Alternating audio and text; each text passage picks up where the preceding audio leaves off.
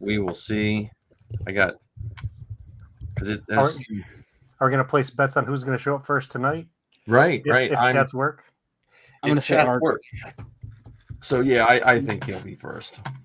Arc? Yeah. Yeah. We All have right. So this is E-Girl didn't February. join us last week. No.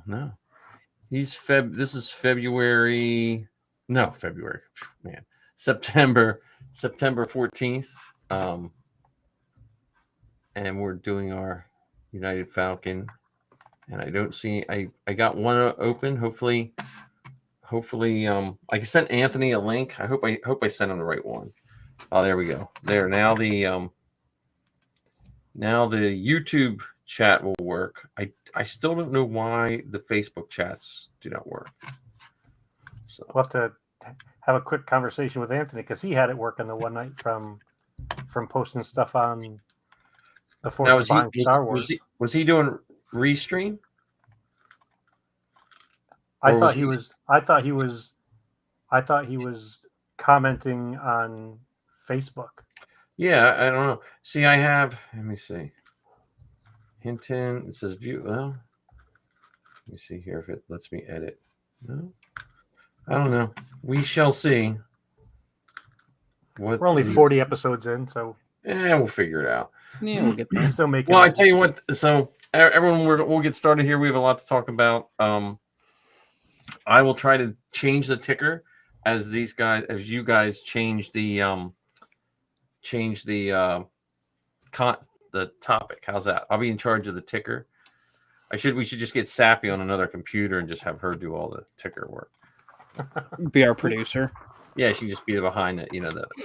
I'll just have to build a second room. I'll just have to dig into the ground and build a little studio. Oh, Anthony is first in here. Yeah, there we go. So, and we were all wrong again. Well, come on. No one listens because they think we're going to be right. That's true. They just listen because we gab on for hours and hours. Right. So what are we going to start with tonight? So what do you think? Ken, you're the well organized podcasting machine that you are. What should we start with? So let's do a little bit of troop time because we've got some exciting news in John's neck of the woods. And then I'll chime in with the stuff going on here in Jersey. And we'll go from troop time to costume corner. That sounds good to me. All right. Well, troop time's up. Troop time. I've got my first troop this Friday. It is a casino night for underprivileged kids in education, I think. You're going to make underprivileged kids gamble? I guess. I think it's their parents who are gambling. I don't know. I was just told, hey, you said you were going to show up. Do you remember? Yes. Okay, cool. Awesome. So I'm going to be there. So yeah, we've actually, let me see if I can pull it up real quick. But we've got a crazy good lineup. That's Arc going to jumped be in there. second in the lineup tonight. Now, what's your garrison's name to promote your garrison? The Ohio Garrison. Is it just called the Ohio Garrison? It's just the Ohio Garrison. In some ways, I have to respect that because when you look up some of these garrisons and it's Cloud City, and you're like, okay, well, where are you guys? So I will respect that. I do find it amusing that it's a public school, right? A public school system. How do you mean? Your troop is supporting? No. So it's actually I got the actual event pulled up. It's a 501c3. It's a nonprofit. Okay. Whose mission is to help fill the gaps in funding and education for children and young adults in Northeast Ohio with developmental or intellectual disabilities. Oh, that's nice. So it could be awesome. It could be a secondary program, or it could be someone who helps subsidize. Like we have, at being a teacher, we have all kinds of things that subsidize. And sometimes it's as simple as you'll hear Walmart say they subsidize education or they help education. And usually that means they'll give us each teacher a $20 gift certificate. And that's supposed to save education. But there are some groups that do things like this, and they'll help local schools or local charities for do things after school, after school programs for people. I've been to a couple of those casino nights, and they're really neat. Because I know in Pennsylvania, some of the casinos, which is there's probably it's probably, if you really dove into it, it's probably mildly evil. but they'll lend these charities all their equipment, like a craps table and stuff like that. And you go and you'll pay like $100 to be in this charity event, and they'll give you like $500 worth of fake chips. And then you just play all night, and then you take your winnings. You don't get any money back, like real money, but you can take that money and buy like drinks there that night with that fake money, or you can do basket bingo or basket auctions and silent auctions with it and stuff. So that's cool. Sadly, they've put the early kibosh on gambling in costume. Yeah, wow, it's unfortunate, but we've got quite the lineup for costumes. An ATST pilot. Okay. The Burning River Squad leader just got his Krennic approved, so he's going to debut that there. 2 officers, a TIE pilot, Vader, a TK, 2 TKs, and a Jawa. So 10 in total. That's a good. You forgot the most important one. Yeah, Kylo. Well, yeah, I'm obviously going to be there. All right, make sure you have a sign in your tote that says First Troop. We're expecting pictures. Yeah, I'm sure I'll forget, but I'll find something. It's usually like a pizza box that someone gets a Sharpie on. Is usually the First Troop. Yeah, well, I've seen. I don't know if it's like a generalized thing, but I've seen pictures of like actual like typed up signs that like other squad members have brought that said First Troop. So well, you have time. That's why we're saying it now. Yeah. Yeah, but I'm forgetful, and I don't like having the attention on me. We have this thing recorded. Right. You don't have to remember. And between now and then, Mike and I'll send you 16 little messages. Don't forget the sign. Right. Good point. Well, you can put it in your box before you go. Yeah, I'm excited for you because it's just it is a fun time for the costuming, and just your first one is really cool.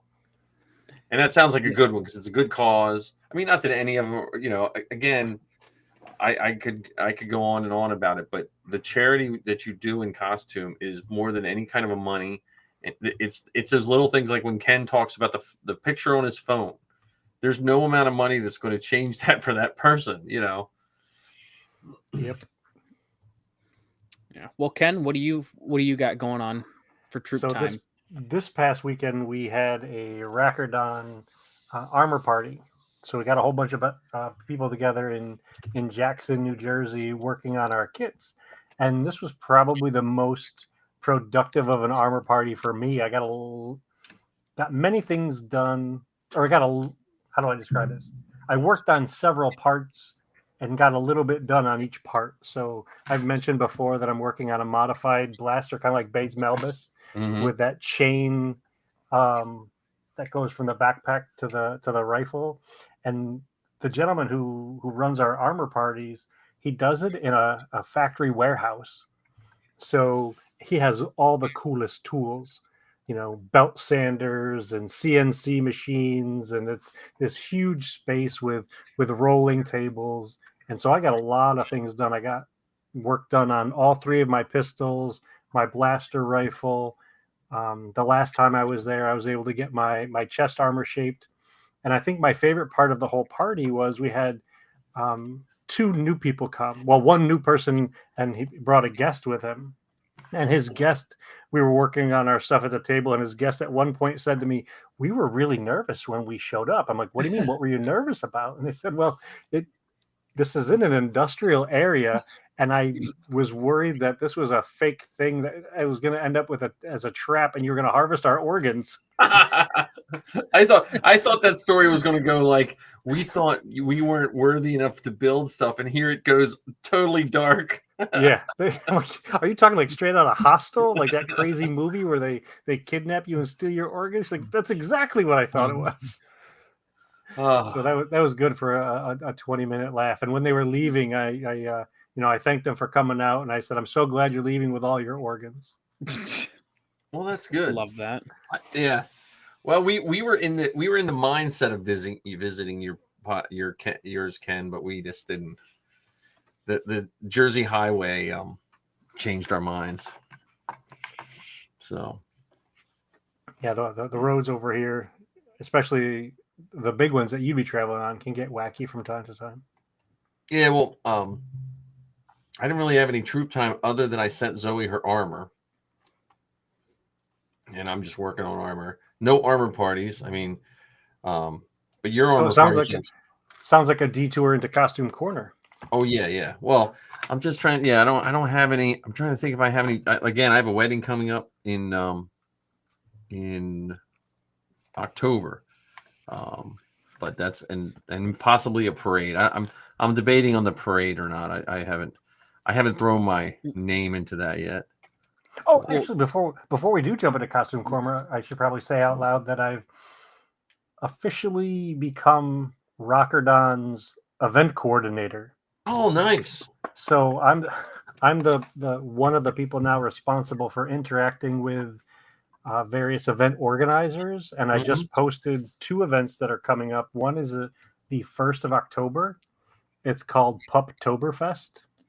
Ooh. And so that's going to happen in New Jersey, where it's an outdoor event, and the purpose behind this event is to raise money for the 11th Hour Rescue. They're a pet rescue organization, and so they're going to have this outdoor kind of festival with food trucks and vendors and games for the kids and opportunities to adopt pets.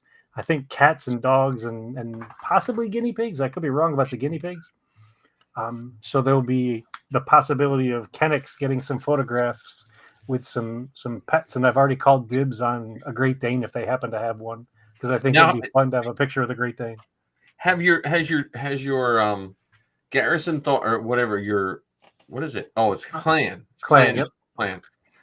Have they ever thought of doing a calendar? Because I've seen some of the pet rescue where they do a calendar and then the pet rescue sells it for. Yeah, we have. In fact, we've been working with this particular rescue, 11th Hour Rescue, on something like that. However, there's been a little bit of behind the scenes drama related to it. I'll just leave it at that. And so the idea has been put out there, and there's the possibility of it, but it may not be one of those things that comes quickly. Yeah. Well, it's nice to hear. I'm glad you got the job. It's just nice when I see the groups heading in a positive way and putting good people, in good places. So now here's the question for that. So because a lot of people, depending on who you talk to in any of the clubs, they make the leadership roles sound like such burdens, like woe is me. Do you have, when you took that job, did you set criteria for yourself? Like how you're going to keep it from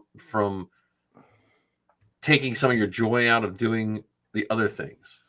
Yes, as a matter of fact, I even talked with Heather about that. I said I want to make sure that this stays fun, and I do what I can to inject the fun in the event as well. Because one of the things that we've been struggling with in New Jersey the last few years is just getting the members to come to the events. Mm-hmm. For whatever reason, there's been a slight dip in the number of folks that turn up. And when we have these events, it's usually the same handful of folks, even though there are more official members than show up. So I'm going to work to reach out to the folks who haven't been there for a while and find out what's, might be getting in their way of showing up and seeing if we can get them back to these events, because they have great costumes and they're fun to hang out with. And it would just be nice to see more Mandos in one place. Right. Well, all the costuming groups, I think, always do look and do better the more people you have. It's just, it's just overwhelming. Like I'm a stormtrooper. I love it when I see 5 or 6 TKs, because you just stand us all together and it looks better than just one guy standing there. The other thing that I've committed to do for myself, and I'll say it out for the universe to hear, I'm going to work hard to make stronger relationships with the different groups. Mm-hmm. Because I know that the 501st and the Rebel Legion and the Saber Guild and the Mandalorian Mercs, they all know of each other. Right. But in my role as just a random Mando at these events, I didn't deliberately go out of my way to find out who the leader of that group was or the leader of that group was. Right. Now I'm going to. Well, you have the head of the 501st in Jersey, Justin Saltzman. Yes. So he's in whatever New Jersey's garrison is. I think it might be the Northeast Remnant. Northeast Remnant. Okay. Remnant always makes me sound like they're like just the leftovers. Like carpet? Yeah, like all that. That we just put that piece in the closet downstairs because we ran out of whatever. Well, that's cool. Yeah, like I said, I don't have any other troop time coming up. Well, speaking of getting a lot of people in one place, let's not forget in 10 days the signups for Aaron Scare go live. Yes, Aaron Scare goes live. Yep. Really? Yeah. They Dan invited me to the Facebook group. And as sad as I'm going to say this, I probably am not going to make it. You talked this event up so much. Listen, and this is me trying to be a good parent. Okay, this is not me not wanting to go to Aaron Scare, but Safi struggles with hours at work, which then makes her struggle with not having money. And so I keep telling her, look, you're at the point in your life where you have to work weekends. And you have, because Dutch Wonderland closes down in January. Whatever she makes has to last her until April, or she has to go get another job. And and she's doing so good at me doing that. It's hard for me to say, hey, and by the way, we're going to take off one of the busiest October days for your job so we can go to Aaron Scare. So that's probably, unless something happens, I hit the lottery or she hits the lottery or something like that. But I'm gonna watch this. But I highly recommend signing up. Hey John, do you mind inviting me to that group? Yeah, I will do that right now. If I can. Because Ken, the thing about that event, I cannot state this. It is the most nicest people to deal with. The people, the garrison people running it.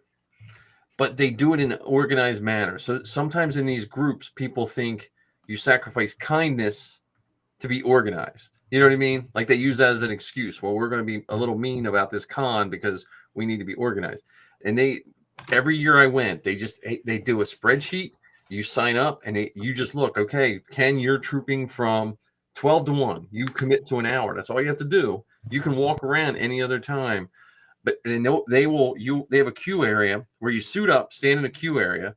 Someone has a big sign, almost like a Roman, like a army banner, and it says, no pictures heading toward a spot, and they escort you out to where you're getting your photos, and you stand with a background and get your pictures for an hour, and then they come and get you and take you out.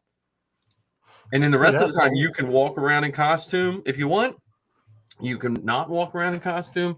It's just so good. So, what date is that, John? It is. Maybe am I in the? I think I'm in the right thing. Weekend before Halloween. Yeah, it's Saturday, October 29th, 8 to 5. Oh, yeah, but it is well worth it because you get to see the Blackbird, you get to see all that stuff, and I think they even posted up, John, if I remember correctly, it was like there's no garrison preference. Because they didn't want someone that they were just like, it's first come, first serve. You sign up, you're in. So, and if you don't get it, get on the waiting list. Because both times we went, we were on the waiting list and we got bumped in. Mm-hmm. Because Ken will find as a person running events, there's a lot of people that don't know how to read a calendar. And you'll get like the day before an event and someone will say, I didn't realize it was a weekday. I didn't realize Friday, all of a sudden Friday's a weekday.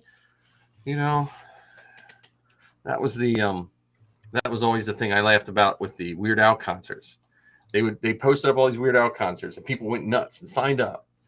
And then they backed out last minute. And so that one year I went to 4 of them and they were he went to 4 of them. Well, I was like 5th on the list of waiting. And I was like, hey, look, if people are like, I didn't know it was it.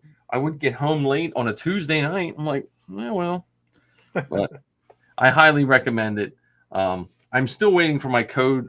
I know there's still partial troop time. I'm still waiting for my hotel code for Steel City, though. I'm still that $900 hotel bill is not going to fly. Yeah, I'm. There's no way. If that's the final number, there's no way I'm staying at the DoubleTree. No, it's like 135 with the code, but the code doesn't work yet. So I even contact Steel City. Hey, the code's not working. So, I'm probably just going to call the DoubleTree. Not this week because school is killing me, but I might call them tomorrow. I'm sitting there waiting for the parents and just see what code they give me. And I know the hotel for Aaron Scare is like right across the street. Like we stayed there one time, and I know that wasn't that expensive because the one year we went, we rented 2 rooms and let the girls go nuts in it. Mm-hmm. So, yeah, considering the date, I'm not sure if I'll be able to do it because it's right before our trip to Batu. Well, you could like use that as your kickoff. You could drive there to Virginia, then you're halfway there. Yeah. Well, I don't know about halfway. Well, no. You're out of Closer. Jersey. We would definitely be closer. That's for Are you sure. driving or are you flying? Yeah, we're driving. Yeah, so you could just drive to Virginia, start a little early, and then just zip right down. Yeah, but the problem with that is I didn't have to have my kit box in the car the whole trip to Disney. Yeah. Well, maybe Which just sneak it, hide it in the back of the space shuttle. Just stick it in the back of the space shuttle and come back and get it later. Well, what's even funnier about that is we plan on going to Batu the day before Halloween, I think, and I think they're allowing costumes. So that's oh, come on, that's Providence there. I'm wondering, hey Heather, if you're listening to this, what do you think about me taking my kit box to Disney World? Yeah. Speaking of that, did you see that Din is finally going to make it into Batu? Yeah, he'll be wandering around Disneyland. That's pretty cool. Although I will say something that's pretty funny. So we were watching that the other day, and Heather called me into the room saying, "Hey, look at this!" And they had brought Din out on the stage and everything. I said, "That costume looks a little off." And then Jon Favreau says, "Oh yeah, so much time and effort went into this costume to make it screen accurate." I'm like, I'm not so sure about that. Well, the thing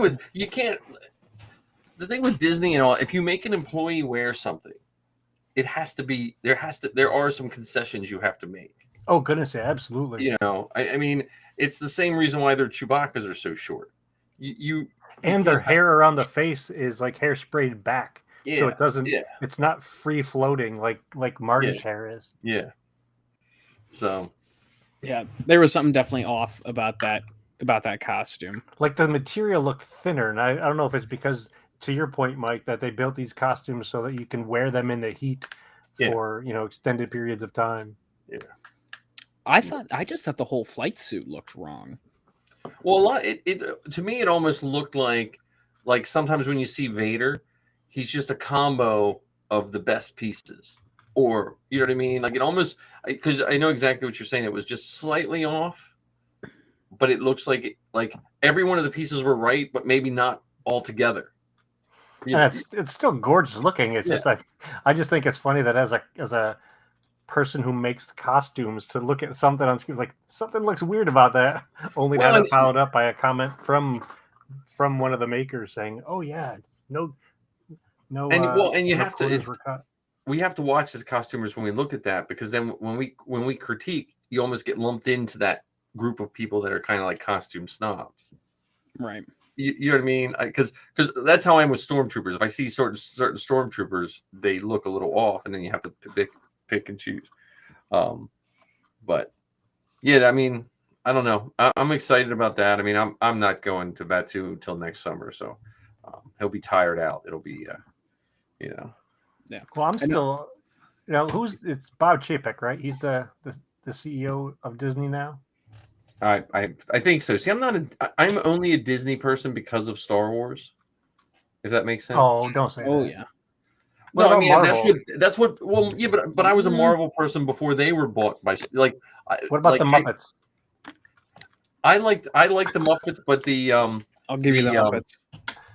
But the when they tried to redo them, it didn't work for me. I liked the original ones.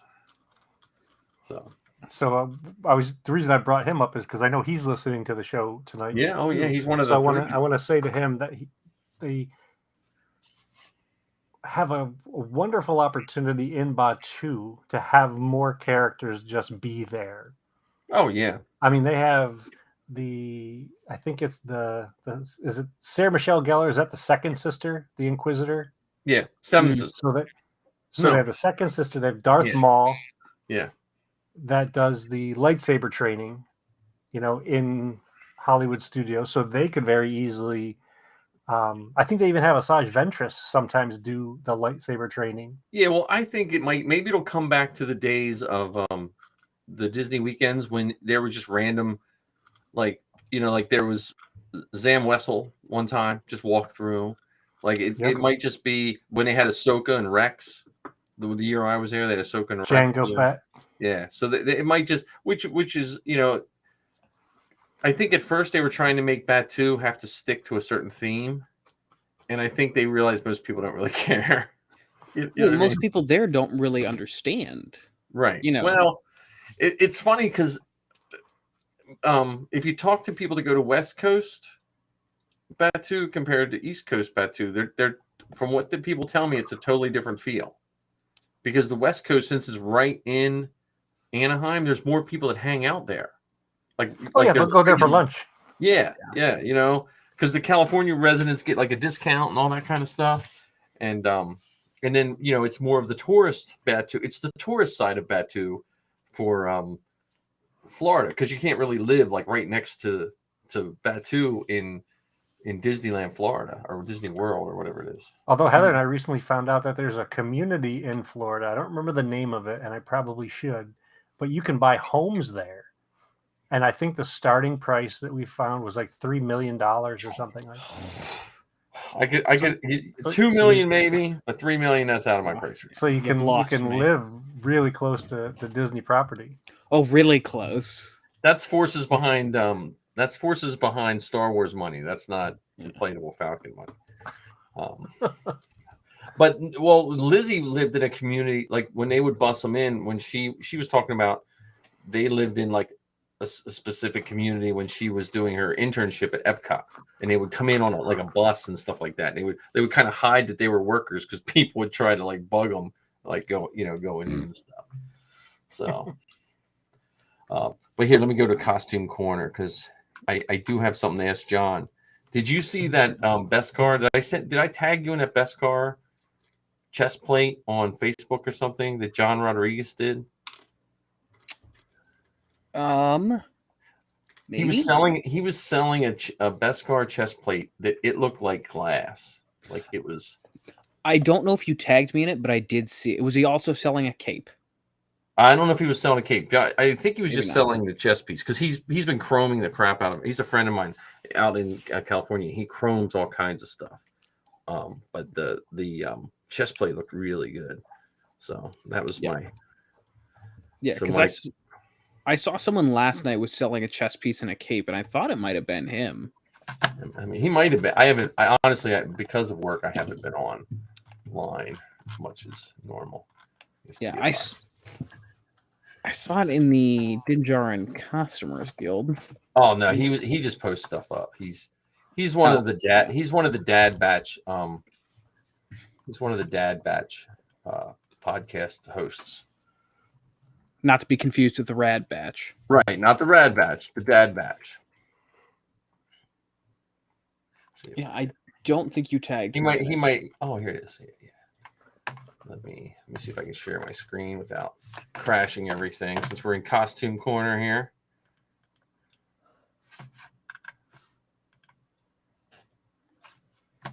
Wow.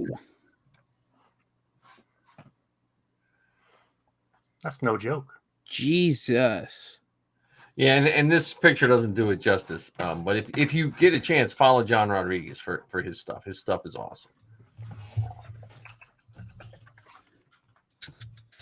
I don't like that Facebook recognized that, as I was just typing in John. Well, it listens to it. It's listening to us, yes. Yeah, good point. But my only other costuming is I'm printing new leg flares for Zoe. So I have to do 16 leg flares. And the problem with those leg flares that I made her, I don't know if you've ever seen her Sabine with the leg flares around it.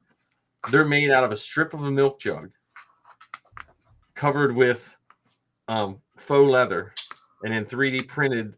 The flares on them are screwed in with self-tapping screws on the strip of milk jug plastic, and then they run into a hidden screw that goes into the front of the armor to hold them up. So it's not as easy of a project as I thought it would be. So I'm going to try to make those, because she's like, "Oh, just send me the parts and I'll make them." I'm like, "No, I'll do it for you." So, But yeah, I gotta do her leg flares, and then I got to start working on this live action Sabine, because I'm trying to pull from my memory and that one picture we got of her, and trying to remember the things I can do and not do. So you're missing the most important thing that you're supposed to be working on. Lord Vader. That should be priority numero dos behind the fixing Sabine. Well, John, I've been doing costumes since 2006, and I still only have one costume for myself that's approved. Right, but now you've got Ken and I to harp on you every single week. I know. Well, I got Marty harping on me too, because he wants his Vader done too. So, well, Wendy, honestly, once Wendy gets the robe, then that'll punch me up to start, because right now I can't put it all on. So, and I'm a little afraid of doing the strapping and helmet, but because once I start cutting that helmet, I can't uncut it, you know. So I got to put the head strapping. I think I'm probably gonna mount a hard hat liner on the inside.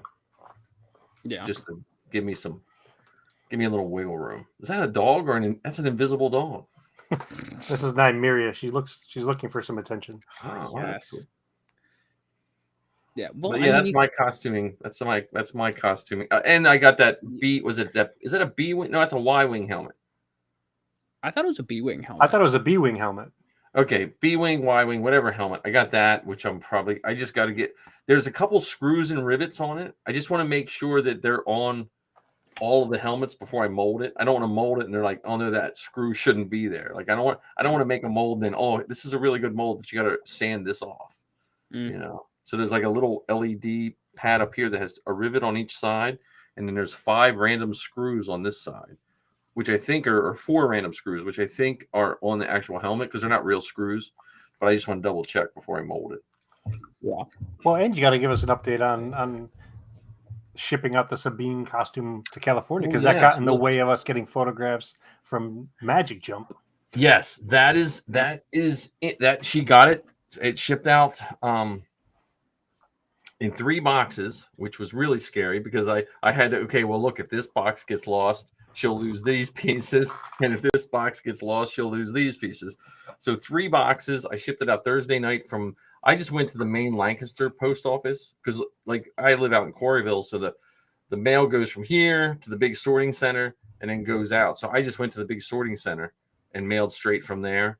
And Thursday night at 6, and it got to her 4:00 Saturday in California. As much as you want to knock the U.S. Post Office, man, you can't beat that. It wasn't nearly as expensive as I thought it would be. So, and it all made it there in one piece, nothing broken. The helmet, I was like, open the helmet first. That was fine. And then and nothing else could have really been broken other than the chest piece. But I had that wrapped so well that there was nothing. So yeah, so she has that. Now she doesn't need it for tomorrow, which was the weird thing. After I mailed it, she found out that she didn't need it for tomorrow's thing. She needs it for another event that she's doing at the end of the month. But she's still gonna wear it tomorrow, right? Oh, no, it's fancy dress. It's like a red carpet. Not red carpet, but right below red carpet, because it's a thank you to the Mando Mercs or something like that. It's like a thank you thing. So I don't know what it is, or who's going to be there, but she's excited. So what's below red then? I don't know. Is that mauve or I don't know if it's red. I don't know what it's. It's a special showing for the Mando Mercs, and they had to dress Star Wars casual, but bring your bucket or something like that. Oh. So they all bring in their buckets. So I don't know. But is she going to dress like they dressed at Canto Bite, like that kind of dress? No, not quite that fancy. She just has I think she has an Endor dress, which was confusing Missy, because she kept hearing us say Andor and Endor. And she's like, okay, well, is Endor the show, or is it, you know what I mean? So, Is she going to Onderon to talk about Alderaan? It was almost as bad as the two times Missy got confused with. That was also Zoe had. So Lizzie's family has a stuffed bear, and I forget the name now. Man, I'm a bad Rogue Rebels, but they have a stuffed bear. Olivia is the name of the bear. Well, at the same time, Zoe had this other girl on one of her first shows. This I forget her name. Well, then Lizzie and then we're talking about Olivia and how Olivia's leg fell off. This stuffed bear, this and that. Missy was getting confused that this little girl that they just had on the previous week's leg fell off. So that, and she listened to it one time on 1.5 speed.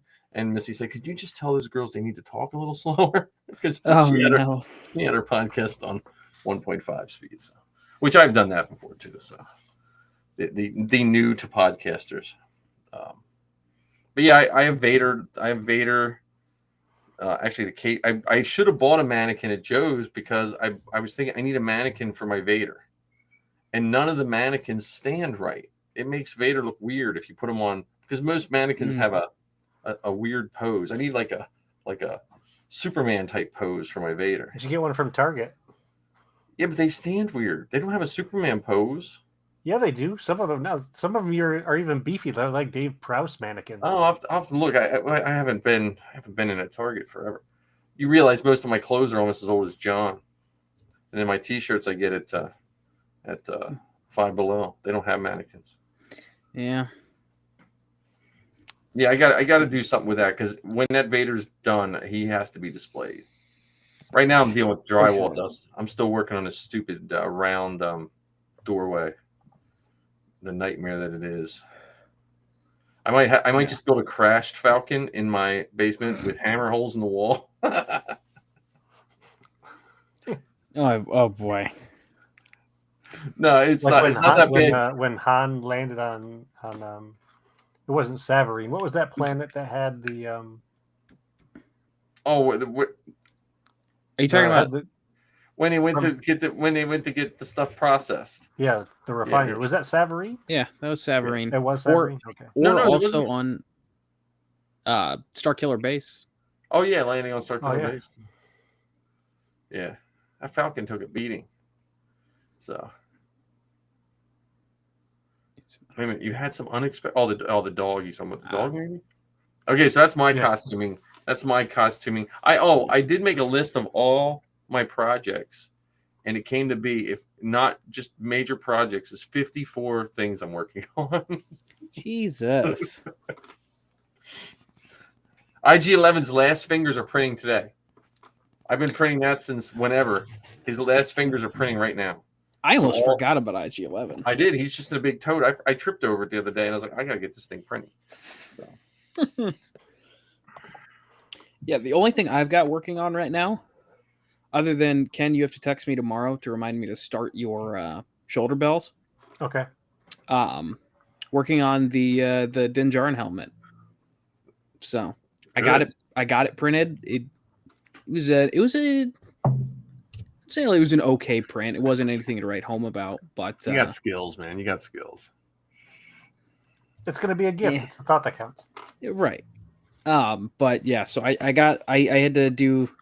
It was the first helmet that I couldn't just use a lighter to take care of the stringing on the inside, because I don't know what happened, but like my printer's been stringing so bad. Yeah. I think you crank your temperature up. Is that what it depends on the filament. So like I use the GS3D, and the gray is fine. If I use different colors, I got to turn the temperature up where I get stringing in there. So that reminds me, I have to text one of my coworkers, because we were trying to figure it out the other night. What I couldn't remember, GS3D. Yeah, but I forget they actually have another. When you go there, at the website, because I just bought a random case and paid like $8.99 for a spool, but I didn't get to pick colors. So we just slipped into 3D printing time. Yeah. Anywho, but yeah, I couldn't just take a lighter to it. I actually had to break out the acetylene torch and the blowtorch and actually take care of the stringing. But you did yours up. You do yours upside down. Actually, I did this one right side up. Believe it or not, it was one of those things where I wanted to. It was the first helmet I've ever printed in one piece that didn't have a center support. It was yeah. Oh yeah, that's awesome, right? It was one of those things where I'm crazy. Like, I was like, you know what? This isn't even like a costume piece for me. This is, just a 3-month project that I'm working on. So I'll give it a shot. And because I thought the whole top of the dome was going to be just a mess, but really it's just the inside. So I was surprised. Yeah, so I got my first coat of filler primer, and then I ran out of the glazing and spot putty like halfway through coating the helmet, but I got the whole dome in the back, and then the cheek indents all got filler primer on it. Now I just need to make the time to run to AutoZone to get more. Nice. But how about you, Ken? You told us about some of your costume, but you said you were going to wait for something for Costume Corner? I'll be right back. Okay. Did I say I was going to wait for something? Yeah.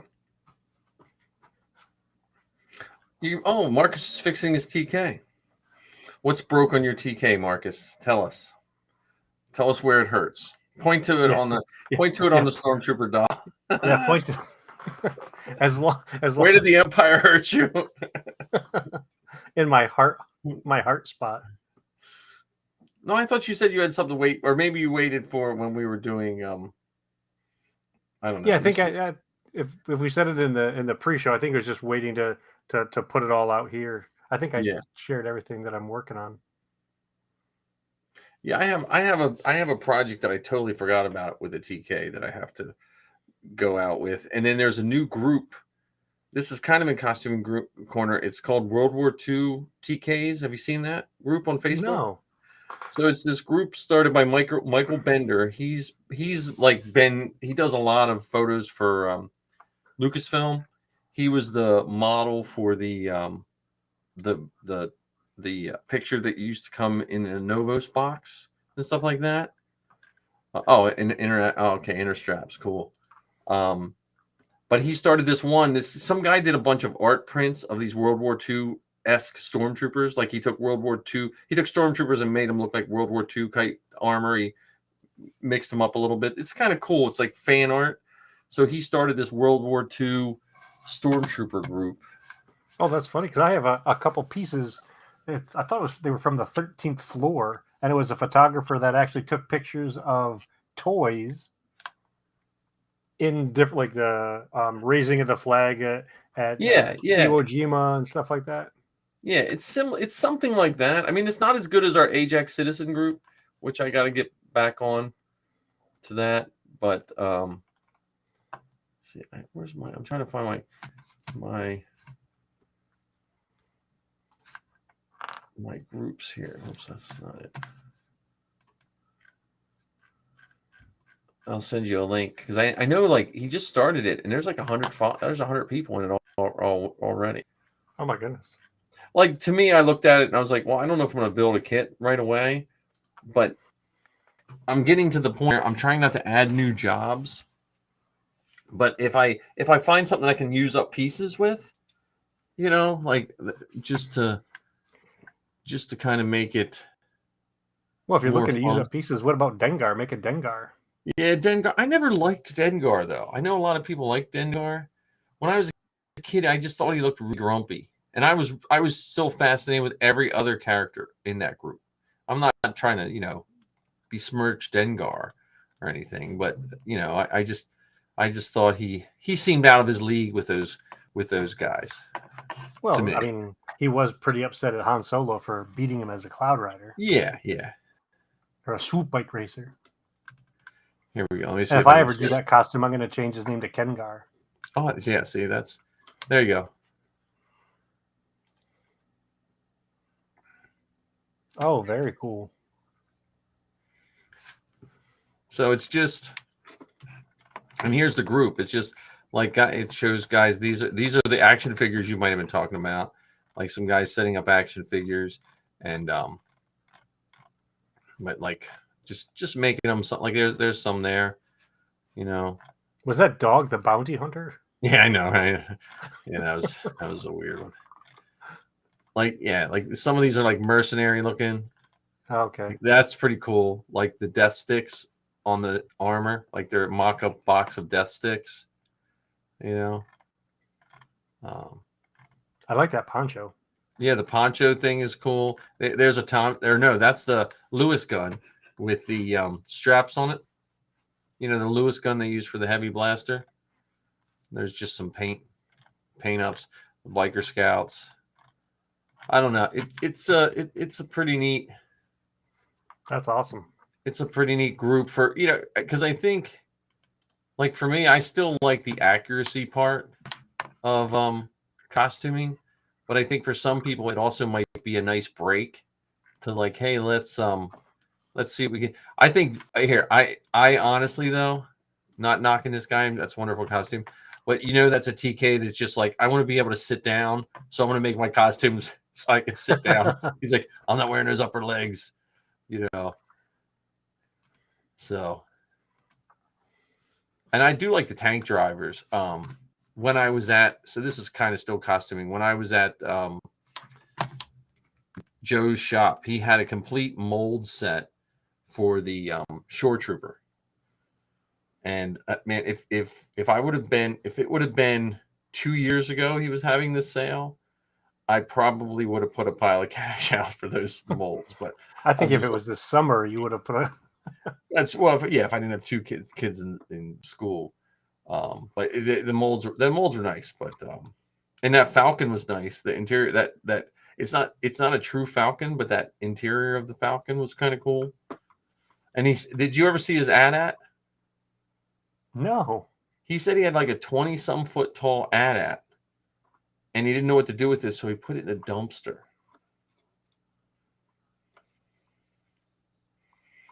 So, you know, that interior of the Falcon, it broke down into like 7 pieces, he said. But you would still need, you still need a box truck. Like it would still take up an entire bay of your garage, even in pieces. You know, but it was built solid. Like Safi climbed up right in there, and it wasn't like flimsy. Like you didn't have to like watch where you walk, watch where you sit. It was built to take an abuse. So it would be a nice piece for like a setup of somebody if they wanted it. But I don't think a lot of the groups have any place to store big stuff, because that's what I always see with the big props. When costuming groups, they build a big prop, and then when it first gets built, it's an argument of who keeps it because everyone wants to keep it. And then within like a year, it's an argument who wants to keep it because they're tired of this thing taking up space in their garage. You know what I mean? Yeah. That seems to be the course I've seen, because there was a throne built in Delaware, you know, and then everyone wanted it, and then no one wanted it. You know, it seems. I still like that Boba throne that the guy from Pennsylvania made. Yeah, and is that? I think it's Andrew that made that. No, I think so. Yeah, that's a nice one. He makes nice stuff, but his stuff's heavy. Like it'll take abuse. Like you can let people sit on it. Because the one thing you don't want to build is a big prop and then have to tell everyone not to touch it. You know, or to have it built by folks that don't understand construction or it's a great idea on paper, but then when you put it together, it's like a house of cards, and it just falls down when 3 toddlers play with it. Yeah, that's the thing. I've seen that with the big props, or I've seen the guys who build stuff that have to be torn down, but they don't think about it being torn down. Like, oh, just bolt this together and stand it up, and you have a 15-foot tall wall that can easily fall over on somebody. So, yeah, that's the but that's what's neat about the costuming groups and costuming in general. You usually get a mix of people. So you might get that creative, and then you might get that guy that works construction, and then they meet in the middle, which is just like how Star Wars came to be anyway. Oh yeah, yeah. Well, I remember one of the first R2s I ever saw was Jason Pangorn's in Maryland, and his R2, a person can sit on top of it and it'll run. Oh my goodness. And it weighs 300 and some pounds. And because it's all made of steel, the whole frame, like it, and he had a work trailer with a weird little mount in the middle, like a big, like that you see a contractor having, a big one. And he would literally just put that R2 right in the middle, lock its wheels in, close it up, and that's what he used to haul it because he couldn't put it in a car. He couldn't lift it. See, and that kind of stuff is a commitment. And he drove it. He used to drive it through. He had a video of himself driving it through a water park. Like all the water shooting up, stuff like that. He has a mouse droid that he lets people ride. That's people amazing. sit on top and ride. So that's what's neat about the costuming. It just brings in so many. I still think you have to get Anthony to come to one of your armor parties. Because I'd like Anthony to give us permission to make one of his costumes. He's true. Designed some really cool characters in his day. Yeah. And some of them would make really great costumes. But I'm saying, like, I think Anthony would appreciate the costume, that part too, because of his creative, because of the creative force that he is. Just seeing those guys, like, he would be such an asset to an armor party, but I think it'd just be such a blast. Well, and it would also bring it to a different kind of reality, because sometimes I think when folks look at costumes, I can never do that. Yep. You might not be able to do all of it, but that's why you've got this person over here who has that skill and that person over there who has a different set of skills. And then we come together and figure out how to make it happen. Well, and when I first started building costumes, I used to hyper focus on every square inch of the costume. Even as late as when I was building Safi's 000, I was sanding the wrist of her arm because there was a little off line in the wrist, like the size of a piece of pencil lead. I was trying to make sure that was perfectly straight. And then I realized, man, this is on her arm that no one's going to see on the bottom of her wrist, because it would have taken me like 10 years to get that costume done. If I would have, I had at a certain point, I had to be like, look, I have to go for the aesthetic. Like this, okay, this bolt might not be in the right spot. But when you put the whole thing together, it looks right, I wonder how much progress Arc has made on his stuff. I don't know. He'll surprise us one day. He'll show up. Well, that's the thing that costuming has changed. When I first looked for my first costume in '93. Looked for my first Storm Shadow. I got a UGG. But in '93, when I first seriously looked, when I was actually knew I was able to spend the money and buy the costume in '06, it was so difficult because it was hard to find resources, and that's where the costuming groups would bundle these resources and try to help you. And now what's nice is with the internet, you can find you have Walt's Trooper Factory, you have Trooper Bay, you have all these like helper to help you build stuff that you can almost be alone and build stuff. Like this weekend, I'm going to probably paint my clone armor will be painted all rust color. And then I'll tape the rest off. I've been going back and forth. Maybe you guys can answer. He has all the rust details. So my thought is I'm going to paint the whole armor rust to even out all the weathering that's on it. And then I'll tape off what I'm going to keep rust and then put the white over the rust, which to me sounds like a stupid idea, but I want to do that so the white gives me an even color of the white. Or should I just do the whole thing white and do the rust stuff? What do you think? Well, it's going to be hard to cover up that rust color with white. Okay, but my main worry is I'm worried the white won't cover the bad. I don't want to say bad because if the person that I bought it from the time dated way of weathering is the earlier way. Yeah. Honestly, I would just reprime it. Yeah. I know it's more time consuming, but that's the best way to get even coverage on both colors. You're right. Plus the primer does the primer is going to be, I don't have to worry about any orange peel most of the time if you get a good coat of primer. Right.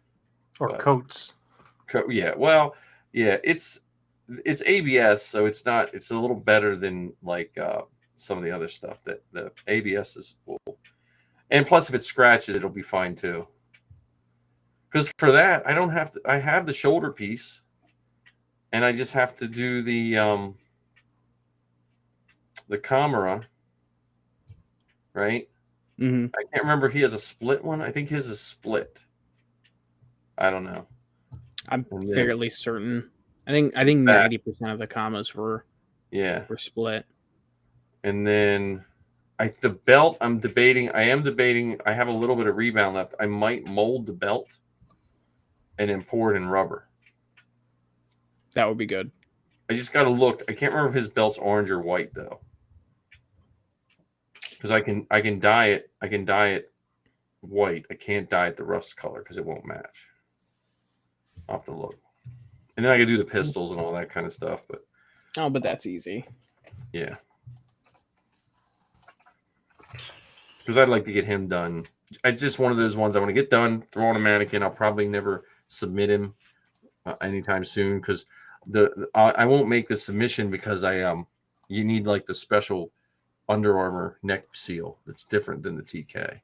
It's a weird neck seal. I'll just troop as one of the fans.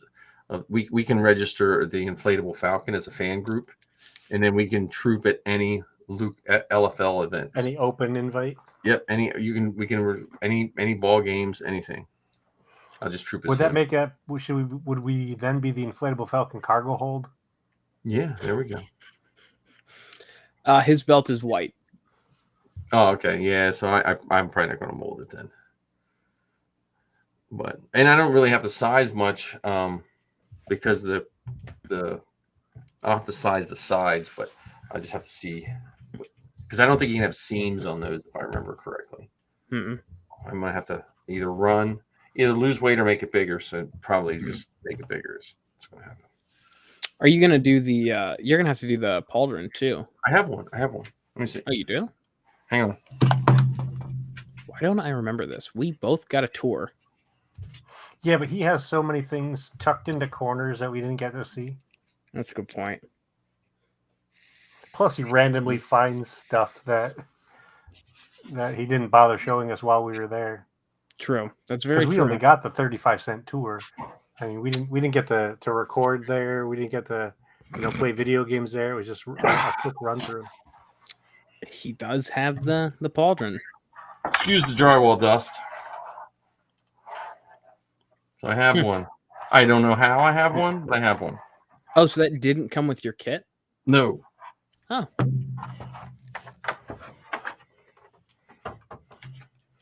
In the past, I would build stuff for people, and they'd be like, "Oh, here, you want this?" And I'd just say yes, and not look what they give me. And I think someone this is just ABS plastic. Mm-hmm. So what I might do is get 3mm, the foam, and cut the plates to make it look a little more pronounced. Mm-hmm. What are they called? But it's a nice one. I mean, would you use foam or Sintra for that? I wouldn't use Sintra because that would be too solid looking. I would use the floor mat foam, but I'd buy the actual stuff that doesn't have floor mat grid on it. Well, you can go to it's high density foam. You can get it at Michael's. It comes in a roll. Yeah, and I'll get a roll, and then what I'll do is I'll make a tape template of this, and then I can put it, and then I can make it look battle damaged and paint it and glue it on. I don't know. I mean, it depends how this one looks. I mean, this one looks pretty decent. It just depends how it looks once it's on. I feel like it needs that. It looks like this is just vacuum formed ABS. It just looks like it needs a little more meat. Mm-hmm. Well, are you going to attach the foam to that? Or attach it right. So it would be the shape, like this shape here. I would cut it out of this, and then the ridge would be the separation point. So on those shoulder things, they have it looks like armor plates on them, kind of. I just got to look and see how that looks once it's all on. The only thing you have to be careful with that is when you marry the two things together, there might be that seam there in between the two parts. Well, yeah, but I'm thinking if I put the seam, if I overlap it, so see where this, if I overlap it just a hair, it'll look like the plate is on a piece of material. That'll look like intentional. So, but again, it just depends. Now, would you consider something a little less permanent?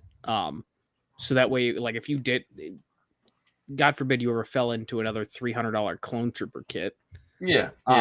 So that way you could, like, if you want to do Rex, you could swap out the colored. It's not a bad idea.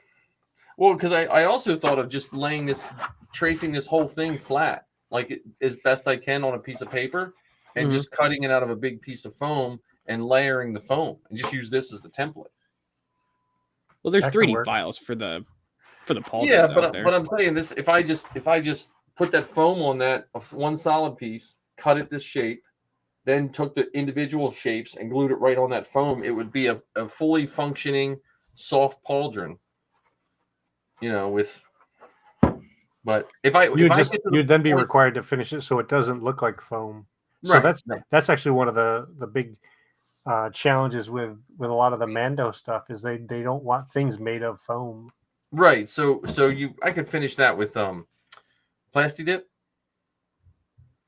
There's another spray. There's a spray at Smooth On for doing that too, but it's extremely expensive. It's like I think I was telling you guys before, it's like $800 for the gun, and then you buy these canisters of this stuff, and it's like ridiculously expensive. But it's like when you're doing any kind of large sculptures, you spray that on, and it gives like a solid surface when you're all done. So if you're sculpting like rocks for a swimming pool, you can use that green insulation foam, like you put on your house. You can build it out of these makeshift rocks, and then you spray it with this stuff, and it gives it a solid, almost rock-like feeling, and you can make it as smooth or as rough as you want, but then you can lift the whole rock up. Oh, that's cool. So, and it's not caustic like if you try fiberglass on some of that foam, you might be able to get it to work a little bit, but it'll eat into the foam a little bit. Yeah. Till it treats up.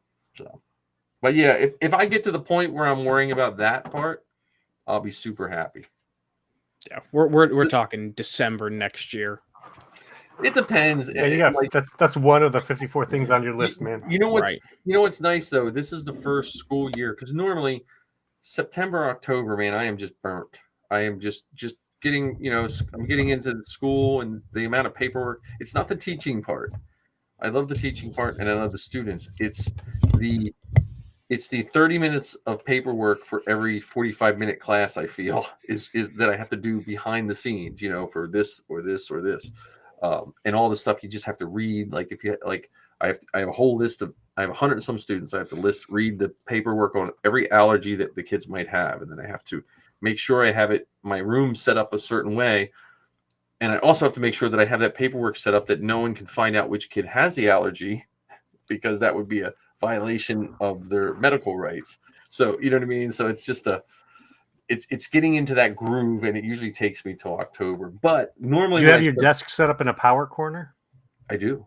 Like feng shui?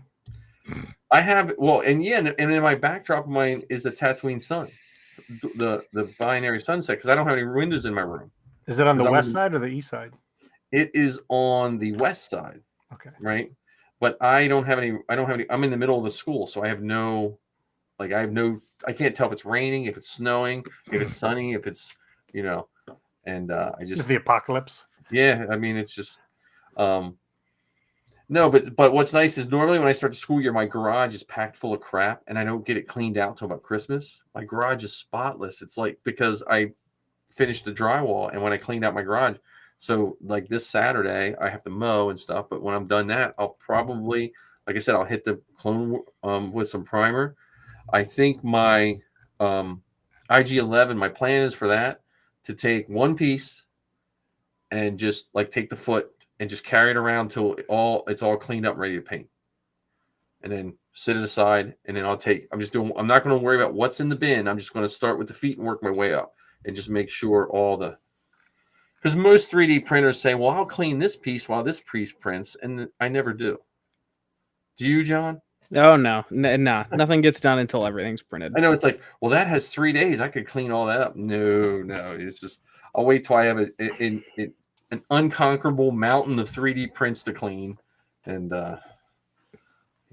that's what usually I'll get one piece in where it's like, oh, well, I'll clean this up while this is printing. And then by like the 8th piece I've printed, I'm like, oh, I've only finished one part.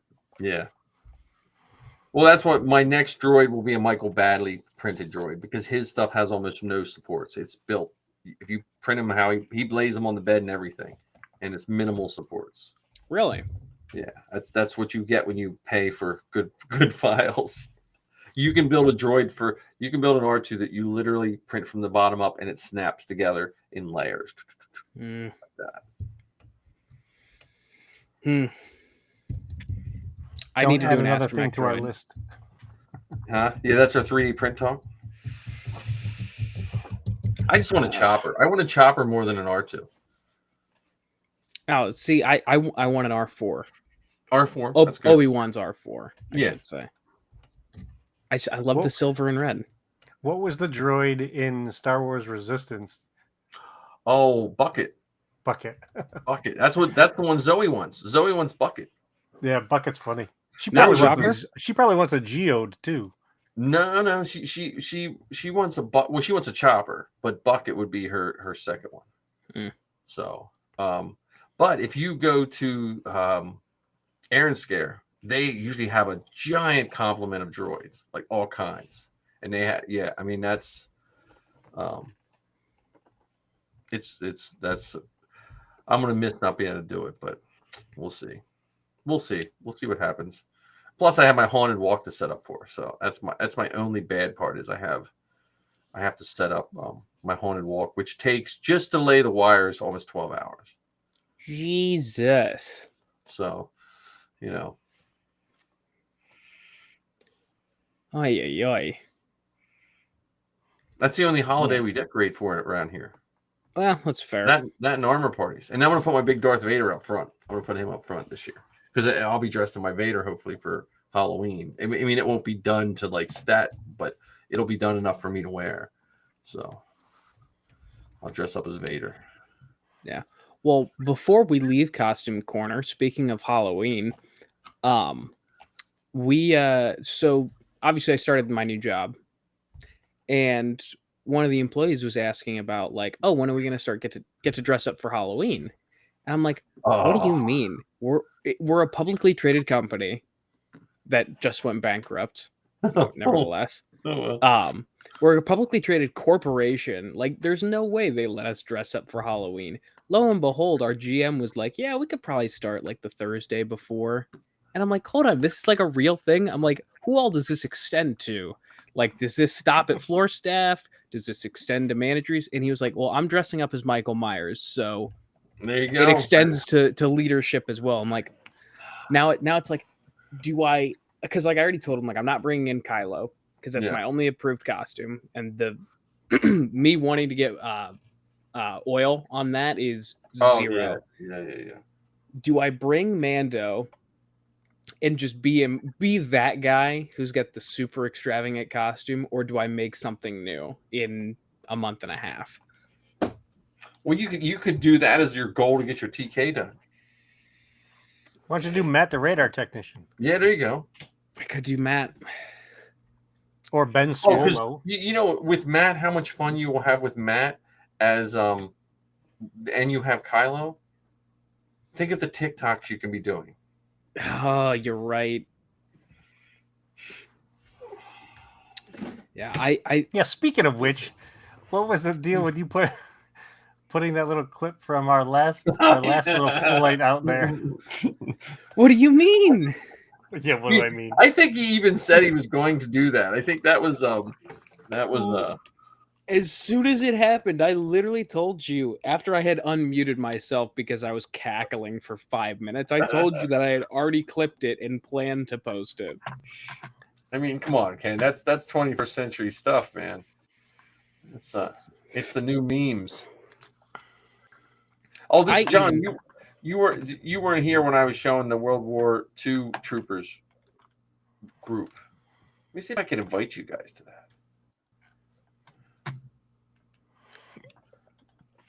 Yeah, Ken, you should have expected that. When you said posted, I didn't know exactly what you meant by that. But yeah, I did get a kick out of it when I saw it. Mike even did say that was going to come back to haunt you. Well, thankfully, nobody knows it's me. So true. Except Ark, Marcus, and Anthony. Right. And then you're going to get demoted in your job. Anthony will demote you at your podcast. You'll be demoted to Pink Shorts guy. I thought you were going to say Omega in the Rad Batch. Oh yeah, you'll be Omega. You'll be. They don't have a pet. Do they have a pet yet? Gonky. Yeah, there you go, Gonky. Well, because it's funny because Fabro and Filoni are doing this. I am surprised that they don't do the old 80s trope of always having that weird pet or animal with the good guys. Like you had, remember the monkey from Every Which Way But Loose? No, Justice League. Remember Justice League? It was the monkey. It was the Wonder Twins. From the Wonder Twins? And the monkey. Remember the monkey? They had a monkey. Yeah. And before the Wonder Twins, it was Wendy and Marvin. And I forget what there was an animal with them as well, I think. I don't know. They just seem like they always had a dog too. Yeah, Zoe just saw the that movie because she has an AMC pass or whatever, so she goes to AMC all the time. But she just went and saw that movie with all the dogs and stuff. She said it was really good. Yeah. And Diego Luna, Super Pets. Yeah, Diego Luna played the squirrel. I only know this because I listen to my kid's podcast. She doesn't tell me this stuff in person. Do you remember the monkey's name from the Wonder Twins? I do not. Do you remember, John? No. Before his time. What was it? It was Gleek. Gleek. Okay. Let me see. Well, Mike, if Zoe's got an AMC pass, you need to tell her to cancel it and go get Regal Unlimited so I don't lose my job. Well, they don't have. I don't think they have a Regal near her. Oh, Jesus.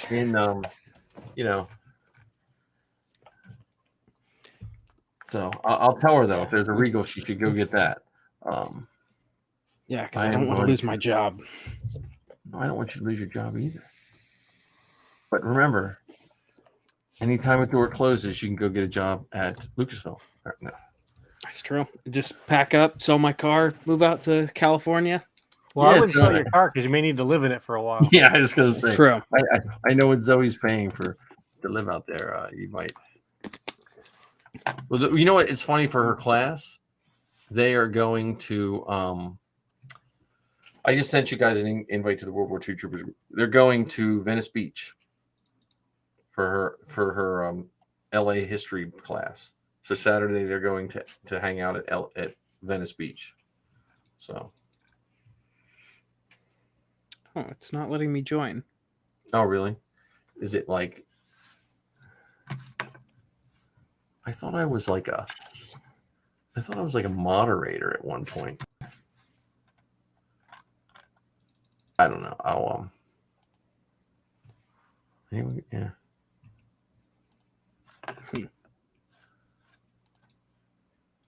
I don't know. I'll look at it when we're not doing this. But okay, so that's we have anything else on Costume Corner? That was a pretty good Costume Corner. That was a pretty big segment. Yeah, it's good to say. Okay, so now we have D23, right? Yep.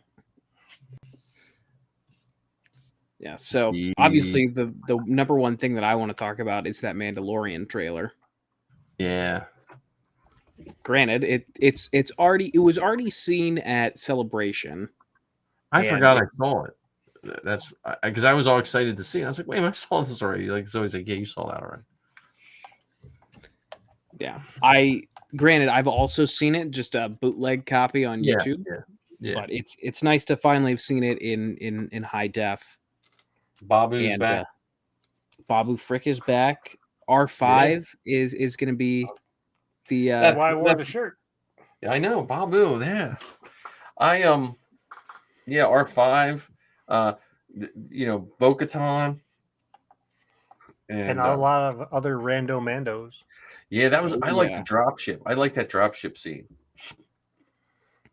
I wonder if any of them are going to be named characters. No, they have to be. I guarantee it. I mean, at least because they had a lot of mandos in the covert, but they didn't get named, other than Pax and the Armorer. True. I feel like So now, I feel like since this season, at least it appears, granted, Disney has misled us with trailers before. Right. It seems like they're going to be really leaning heavy into into more of a like serialized story. With the Mandalorians and Bo-Katan, hopefully.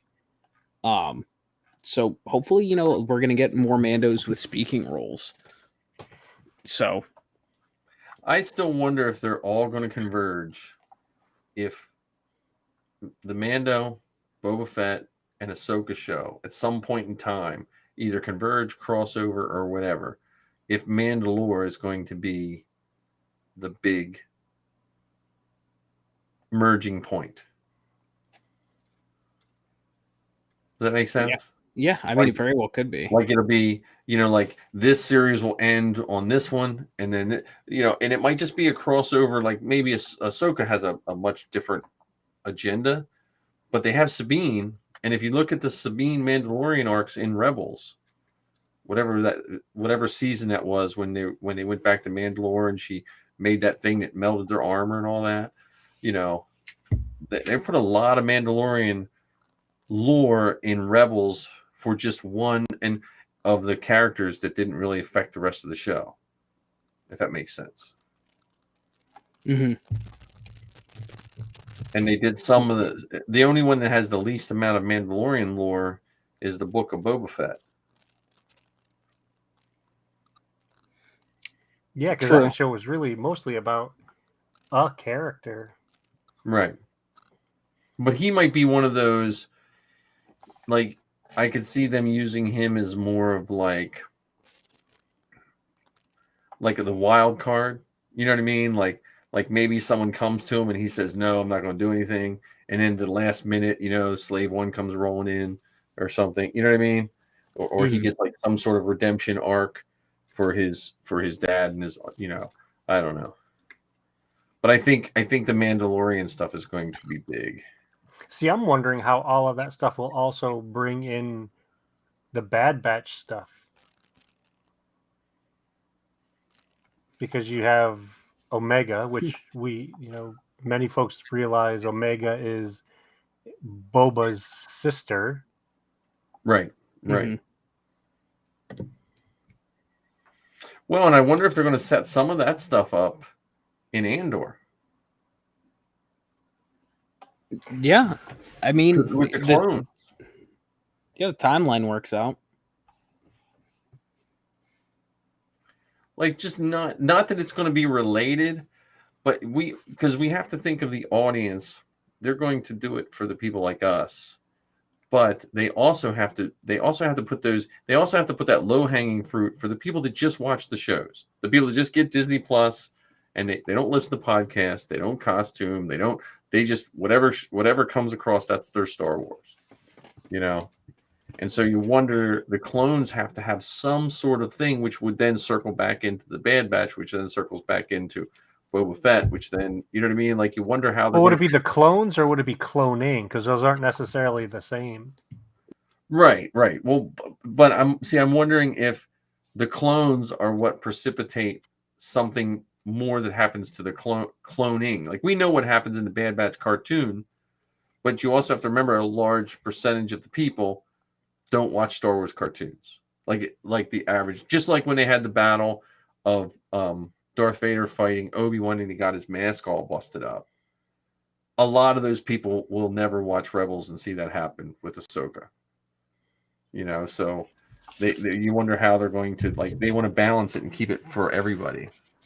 Well, I also think that with the live action stuff, whether it's Mandalorian season 3 or the Andor show, which we're kind of stepping into, I think they're going to make them more realistic and less weird.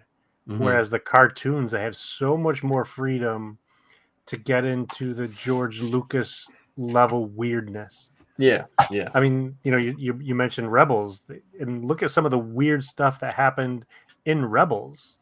Whether you're talking about those giant wolves that Ezra and Kanan were able to communicate with, or the world between worlds and allowing us to travel through time, or Purgles. Purgles. Yes. Giant space whales that took away Ezra and Thrawn. Also, the space slug kind of got us used to that though. In Empire. So as I'm talking out loud, maybe there's enough weirdness for the live action stuff as well. It doesn't have to stay just in the cartoons. What about Bull Gullet from Rogue One? Yeah, from Rogue One. I don't know if Bull Gullet falls in the same category as the Purgles though. Yeah, they're weird. It's weird. Or the world between worlds. But it is weird because you had when you had Kanan thrown out of an airlock, and he pulled himself back in. Remember, he was freezing up, and he pulled himself back in, and no one was that before or after Carrie Fisher. That was after Carrie Poppins. That was after that. I mean, that was before that. Okay. So the people that watched, I bet you if you can't do it now, but if you took a survey with the people that were freaking out about her flying through space, I wish they would have taken a survey. Have you seen Rebels yet? Mm-hmm. Because Rebels kind of got you ready for that. I mean, we also have sound in space too in Star Wars. Yeah, from the beginning. Yeah, and it goes back to my saying: if you're upset with sound in space, just watch Star Trek. That's very true. Yeah, I mean, but D23, we have that. We have the trailer for Andor, which is back. It's on Disney Plus. They showed some pictures of what's the new series coming? Well, there's two. There's the cartoon, the 6-part series with Ahsoka and Dooku. Mm-hmm. Tales of the Jedi. Tales of the Jedi. Yeah. And then Skeleton Crew. We got our first. Actually, let's talk about the Tales of the Jedi. What do you guys think of that trailer? I mean, they're just giving us Clone Wars and not calling it Clone Wars. Yeah. You know what I mean? Like they're like these people. We're just going to be getting clone. Like I'll take that forever. Well, it happened during the time of the Clone Wars, but the fact that they're focusing on the Jedi, I think, is pretty brave considering so many shows now don't have them in it. So if you look at Andor, Book of Boba, Mandalorian. Well, Mandalorian has some Jedis in it, but not. Yeah, it's not focused on them. Where this show is all about them. And one of the things I found, just one of the little nuggets of interest, was that they showed Ahsoka being present at Padme's funeral. Spoiler alert for anyone who hasn't seen the trailer. So I found it very interesting that they decided to bring Ahsoka from the cartoons so close to a live action event that we didn't know that she was a participant in. They should just do that with every scene. They should just make a cartoon of her just off camera, just in hood. When they're right before they blow up the Death Star, they should just have Ahsoka standing off to the side. That would just be a show, like Ahsoka off to the side in every scene. I hope they have Jar Jar in there somewhere. Yeah. Mm-hmm. Well, but I mean, when I say the Clone Wars, it's that same artistic style. It looks like the same. Like when I first watched the Clone Wars, it took me a while to get used to it. But now that style just has a feel to it that I really enjoy. And they've polished it so much from the beginning. Oh yeah, yeah. I mean, when you watch the clothes now, they act like clothes, whereas before it was a little bit more, a bit more rigid. And when you look at it, like was it season 7 of the Clone Wars that had the Darth Maul fight? Yeah, oh yeah. Mm-hmm. There was just so much going on the screen versus the first season where they might have 1 or 2 characters on the screen, and that was it. Yep. Yeah. Fun fact about that scene, though, which I bet you both probably already know. But that was mocapped with Ray Park. Yeah. Yeah, I remember them doing that. Well, I know with some of the earlier Clone Wars, I think, if I remember correctly, I forget there's some rule in animation. An actor or actress can only do a certain amount of voices on every episode. Because in the heyday of cartoons in the 40s or 50s or something like that, it was keeping companies from just hiring like one person to do all the voices and not pay them, for their time. And I know that might have limited. I was reading somewhere where some of the newer animations and Clone Wars was mentioned. It wasn't an article about Clone Wars. This was probably right before Clone Wars came out. But they were saying about they had to be careful with how many voices someone did on each episode because of certain rules or trade rules or union rules or something like that. Yeah, I could see that coming up, and was it D. Bradley Baker? Yeah, D. Bradley Baker. All of the clones. So there would be episodes where he would, or at least bits of episodes where he was legitimately talking to himself. Well, that's Marcus who's on. I'm telling you, I saw Marcus do it firsthand. I just don't know why Marcus is not doing animated voices for every show, because watching him talk to himself as Obi-Wan and C-3PO at the same time was remarkable. In the creative cast we did. Mm-hmm. Remarkable. Yeah, it was remarkable. Marcus, you better trademark that right now. Yeah. That's a new shirt he's working on right now. I am remarkable. So, yeah, and then what's the other episode? What's the other thing coming out with Skeleton Crew? You'd mentioned Skeleton Crew. Skeleton Crew. I don't know what to think about that one. That's one of those ones where I think I'm just going to wait to see what it looks like when I watch it. Mm. You know? Yeah, I like Jude Law as an actor. Yeah. I just It's it's we know so little about it now. Yeah, that it's like, all right, let's bite our tongue. I'm glad they announce all this stuff, but sometimes I wouldn't mind being surprised about a show. Like I wouldn't mind, like, hey, guess what's coming out next month? You know what I mean? Like I wouldn't mind, because their calendar's getting jammed up. I see, like they moved. Well, see, let's talk about that part for a second. So, if you remember back to that space between Return of the Jedi and Phantom Menace, how there was so little Star Wars available to the world. Yep. There was some toys, there was some games, there were some Ewok movies and some animation stuff. Shadows of the Empire. Yep. And then a whole lot of nothing else. Yeah. And now we're at the place where there is something coming out almost every month. Right. Which I don't mind when they change the dates. I know some people see that and they think it's like the sky is falling, you know, like, oh, they moved this back, something must be terrible. And I was saying to Zoe, probably the reason they're moving them back is they want to spread it out to keep subscribers. You can't have 10 things come out at once. Well, yeah, with that in mind, now that Disney is the parent company of Marvel and the parent company of the Muppets and the parent company of all these other properties, that have that spread so that you don't overwhelm folks with all of the possibilities. Well, and I'm still upset. I mean, I'm happy, and I say upset in air quotes, like I'm a privileged person, has a job in cable and all that. But I mean, it's like when they first released those 3 episodes of Andor, that's all I'm going to do that night. You know what I mean? Like it's going to, because by the time I'm not going to be able to get up early and watch it, spoiler free. So I'm just going to hope my students didn't get up early and watch it. And then I'm just going to come home and it's going to be my whole night. Like, it's just, well, it can't be your entire night because that's next Wednesday. Oh, is that when? Yeah, but it comes out. Does it come out Wednesday or does it come out? Comes out Wednesday, 21st. Okay, we can't record Wednesday. No, but I mean, that's going to be, Well, I think that might be a legitimate reason to take a bye that week. Yeah, true. Yeah, I'm just saying, like that's. Well, it might be better to because then we have something to digest. But that's my only. I'm glad we're getting 3 episodes.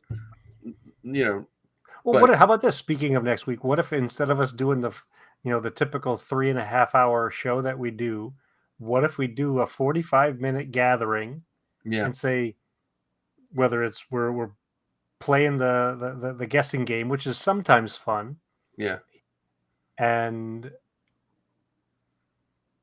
just do that. So the 3 of us are gonna watch Andor tonight, and what do we think we're gonna see? Yeah. Yeah. Sounds good to me. Yeah. But I'm happy with all the content. I hope they get their, to me, I just wish I'd be happy as it's just Wednesday, some new Star Wars comes out. Like, honestly, I'd take Andor 1 week. I'd take Bad Batch the next week. I don't care. Just give me. They don't have to be back to back or just Well, this might be the closest that we'll ever get to an all Star Wars channel. Yeah. Although now that we're talking to Kathleen Kennedy and the other folks from Lucasfilm, because I know they're also listening with Bob Chapek. I don't know if they're in the same room, but at least they're listening at the same time. How fun would it be if, how you watch sports stuff, right, John? How they have ESPN where they've got the commentators and the what if we had a show on this all Star Wars channel? Yeah. And whether it's we talk about the costumes part of it or we talk about the makers part of it or whatever.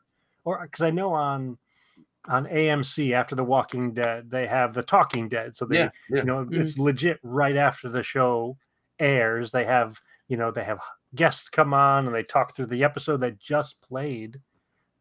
Maybe that's something that we could do. That's what I wonder if it's going to come back around to appointment television.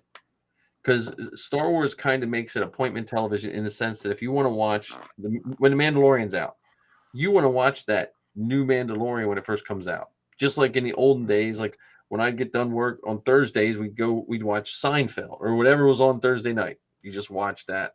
And I wonder if the streaming services eventually, because I feel like the streaming services are just, I think COVID kind of threw things for a little bit of a loop because they got weird numbers that didn't make sense.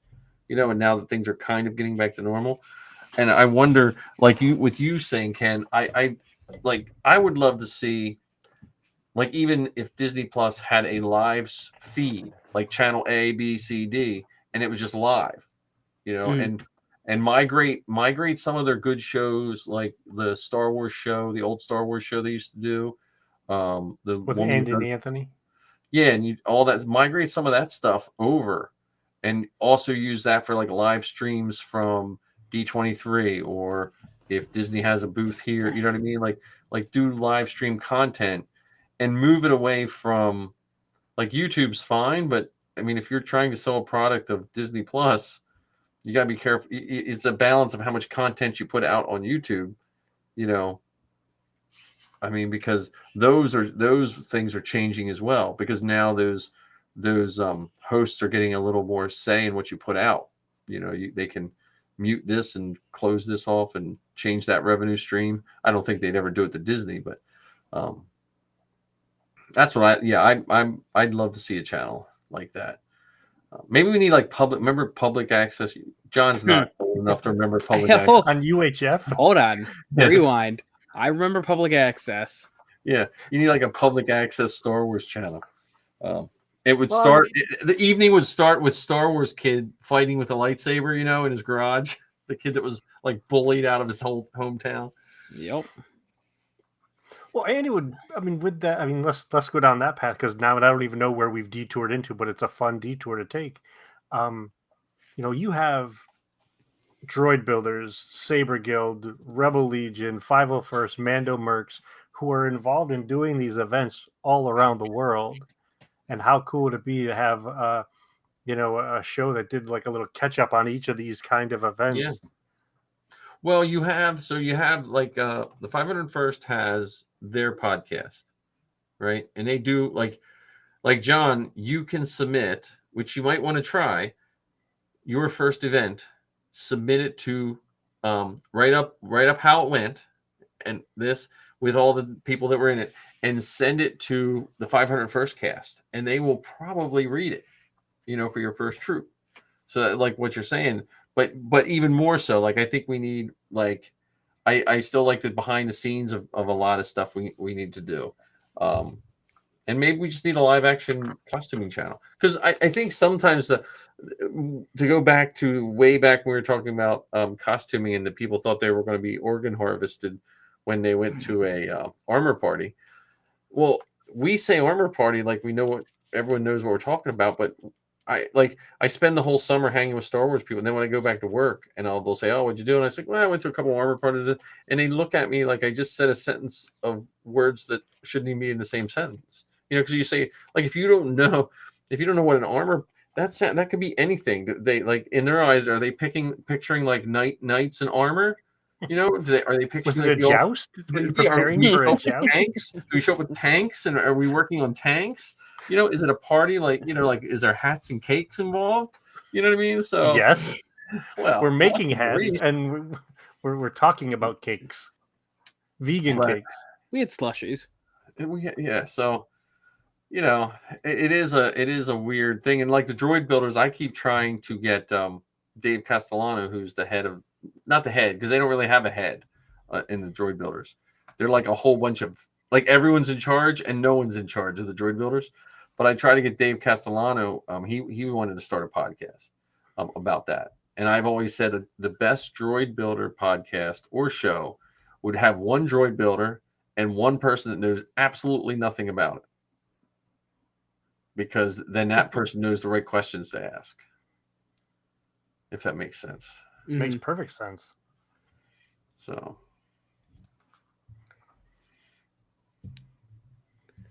Well, what else do we have from D23? Is that tons of Marvel stuff? Nobody cares about Marvel here. Willow? Yeah. How can you forget Willow? Yeah, Willow. Yeah, I know, because I did see the Willow trailer before too, and Willow is one of those movies that I missed when I was really little, when it first came out. Like I wasn't really little, but I think I was in, when did it come out? 80? 83? I think it was around that time. Yeah. Yeah, it was one of those ones that got missed till I remember watching it right when Missy and I got married in 93. Actually, no, it was 88. Oh, okay. So it was my first year in college, first year in college. So I was just watching MTV at the time. We had an MTV room in our student center. It was just a TV turned on MTV all the time. And so I would just go sit there and fall asleep when I should have been going to class. Yeah. But yeah, Willow, I mean, Indiana Jones. Yes. Did we get any update from it? Other than Harrison Ford saying it's going to be really cool. Short Round was there. Short Round. Yeah. But I mean, and who was the lady who played L7? Oh, yeah. Is she there? She was there. She's in Indiana Jones. Oh, nice. She's not L7 though. Yeah. Indiana Jones is one of those ones where I really like Indiana Jones, and I like them all. Even the skull one, or the glass skull one, I still thought was pretty good. Crystal Skull. But I think that's one of those franchises that, unless they find the exact person, I think when Harrison Ford is done doing Indiana Jones, it's one of those ones I would be perfectly fine with it being done. Yeah. Well, that's not going to happen. I know that. In charge. I know. I mean, and they'll probably find someone. I mean, you got to give Disney. They announced who Ezra was, and everyone was wrong about that. Well, they had an Indiana Jones because they were going to cast. It was either Chris Pratt or Aaron Paul, and then Harrison Ford swooped in and was like, "No. As long as I'm still alive, I am Indiana Jones." No, honestly, I don't think either one of those would have. Chris Pratt possibly at one time. I don't know if the Chris Pratt of today could have. Yeah, and Aaron Paul is so synonymous with Jesse Pinkman that I think putting him in that role would be like, I love Aaron Paul. Yeah, but not Indiana Jones. Yeah, the new Indiana Jones is going to have to be one of those people that they get that we've all know who it is, but we never thought of him. But. Yeah. Or would they keep the idea of Indiana Jones but not have Indy? That could be. Because I mean, they've done young Indiana Jones and things like that. You could always bring Shia LaBeouf back. Oh yeah, if he's not retired acting. I don't think many folks want to work with. I know he's listening to the show, and this is no insult or anything, Shia, but there aren't a lot of folks who are keen on working with him, from what I understand. Yeah. But he's a changed man. I actually just saw a podcast with him talking about all that and how, he's completely turned his life around from being an alcoholic and a drug addict and all this, that, and another. But well, I mean, you also with this is nothing we normally talk about, but look at Robert Downey Jr. Yeah, Robert Downey Jr. right there. Yeah, like he was a big star right when I was graduating high school. Yeah, and then if someone would, then when he hit rock bottom, if someone would have ever said he was going to make it back, I would have laughed. I'd have been like, "Come on," because he seemed like in this country we portray addiction, and when people fall apart, we portray that as such an evil. And it's such like it's clickbait, or it's get people to watch your news at 6 or sell magazines or whatever genre you're in. And then when that person pulls it back together, we haven't been taught to forgive people. We've been taught to like, well, that person, you know what I'm saying? I see it with a lot of people that have any kind of addiction. We demonize them so bad with any kind of addiction, and it's hard for them to make it back to the public. So. Well, see, I don't think it's just the addiction part though that has people keeping Shia at a distance. Oh, right. I'm not talking about him in particular. I'm talking about in general. No, I think there are people that are just not good people, no matter if they're addicted or not to anything. But I'm saying what hurts anyone, I'm just giving him the benefit of the doubt. If which I don't think it is, but let's say 100% of all his issues was because of that. It's always harder for these people to come back. But when you see the new Iron Man, you can't picture anyone else being Iron Man. Yeah, that's true. And you can't, when you see him today, you can't see a nicer person that is trying to, just live their life like the rest of us, just have slightly more money and popularity than we do, Yeah, I'm hopeful for his, Shia's sake specifically that the things he's saying are working out for him. Right. Because I'll never, as famous as we are here on the Inflatable Falcon, I'll never understand the pressures of not being able to go outside without 953 cameras in your face, or right. People judging what you eat or what you look like or what clothes you wear, what car you drive. I'll never understand that pressure. Well, people, and I don't understand it in that regard, but I know in my job, we have to be careful what we do because perception outweighs. You could be the world's best teacher, and if someone took a snapshot of you doing something that every other person gets to do, and they put it in the wrong spot, your whole career could be lost. And with actors and actresses, they live under. And again, I'm not saying let's feel bad for all the really rich actors and actresses, but they're just, when it's all said and done, they're just people like us. I mean, I'm happy for them for what they got, and Anyone watch the new episode of House of the Dragon this week? I have not. So we should probably talk about that sometime on our podcast. But I would say right now, the Lord of the Rings show is beating out House of the Dragon for me. But now I've been a Lord of the Rings fan since like the 70s. So, that's fair. The only reason I say that is because that whole topic of reality, perception versus reality, is a big part of this last episode. But we've been watching. So here we should have this corner of what we're watching, and then we could non-Star Wars what we're watching.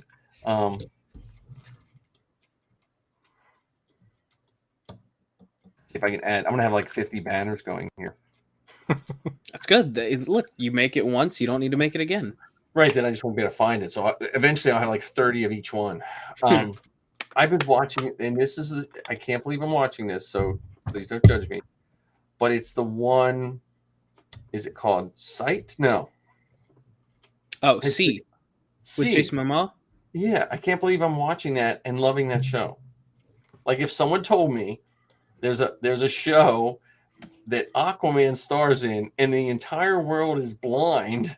Everyone in the world's blind, and I would watch it and enjoy it, I would have laughed in their face. And we just stumbled on it, and it's actually pretty decent. See, that's your problem. You think about it as Aquaman and not as Ronan Dex, which was his first big break. Oh yeah, right, okay. Well, I just, you don't see him as Conan. Was he in Conan too? Was he? He was Conan. Oh, yeah. Okay. Yeah, that was like Conan, depending on how you want to. That Conan was more based on the comics than the old movies. That his version of Conan. It's always going to be Ronan Dex for me. I'm a big Stargate fan. Well, but he that show is really good. I mean, it's we actually caught up. We watched all 2.5 seasons of it. And, oh my goodness! So that's been my guilty pleasure. I'm fairly certain. Sorry, I'm a big Stargate fan, and now that I think about it, I think Joe Flanagan, the guy who plays Colonel Shepard in the show, actually made a cameo. Oh, on that show? Yeah. I haven't watched Stargate forever. I'm also surprised that none of you guys brought up the fact that he was in Baywatch. Yeah, he's Baywatch too. And he was in Baywatch before any of those things. Yeah. I see. I didn't know that. Yeah, that was his first. But no, I that was my. I haven't watched the Game of Thrones one yet, but we were just like, well, let's just watch this, and then I watched the first 2 episodes of Game of Thrones. So. Yeah, I'm on my umpteenth rewatch of Futurama. So yeah, I just finished Disenchantment. I just finished that one, which is pretty good. Yeah, and then I rewatched Mando season 1. On to season 2. I think I'm going to watch Obi-Wan again before I watch season 2. I get season 2 upsets me because he gives Grogu up the end. That's fair. But he gets him back.